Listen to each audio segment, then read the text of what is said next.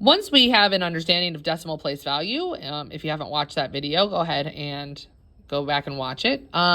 We can do other things with decimals. That includes comparing decimals.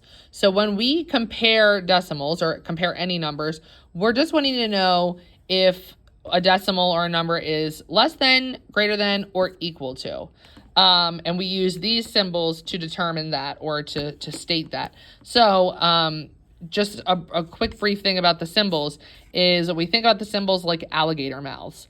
And the bigger side of the alligator mouth is going to face the bigger number. So if I was comparing the numbers 8 and 9, we know that 9 is bigger than 8. So 9 is going to go on the bigger side of the alligator mouth each time.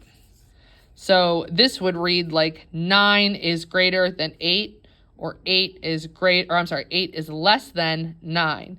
And we call it an alligator mouth because if you put little teeth in there, it looks like the alligator is going to eat the bigger number because it's hungry and it wants the bigger snack. So we're going to use those symbols to help us with comparing our decimals. And in this example, we have the decimal 471 thousandths or 0.471, and we have the decimal 0.5 or 5/10. So the first thing I'm going to do is I'm going to put my decimals in my place value chart so I have an understanding of what each part of the number means. So remember, I'm going to put my decimal in between my ones and my tenths, and then I'm going to just follow along. 0.471, 0.471. Then I'm going to move on and I'm going to do the second decimal, and I'm going to go ahead and I'm going to put another decimal down here. And I'm going to stack my decimals on top of one another and by their place value. And I'm going to look what's after the decimal. It's a 5. So I'm going to put the 5 after the decimal. Now I have each decimal lined up by its place value. And I'm going to go ahead and I'm going to be able to then compare each place value to see which number is bigger.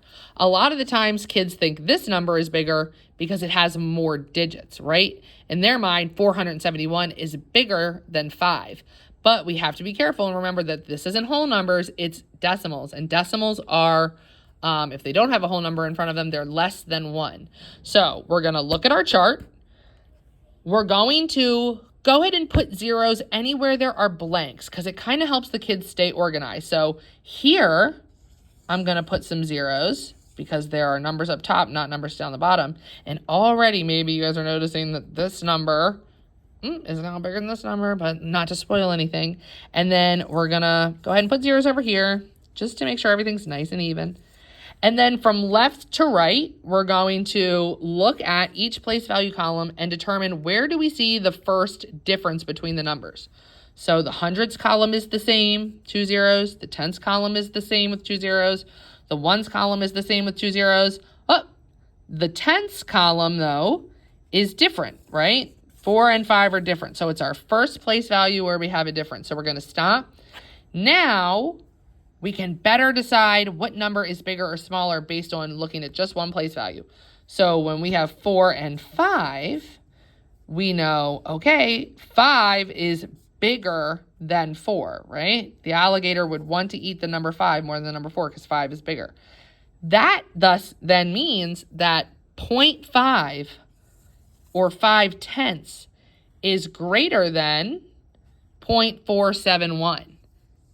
And if you go back and watch my place value, understanding decimal place value video, you might be able to make that connection of that in this problem, we have 4 dimes, where in this problem, number, we have 5 dimes. And you would rather have 5 cents opposed to, 5 dimes, 50 cents, opposed to 4 dimes, 40 cents, right? So yeah, that is how you compare decimals, where 0.5 or 5/10 is greater than 471 thousandths or 0.471.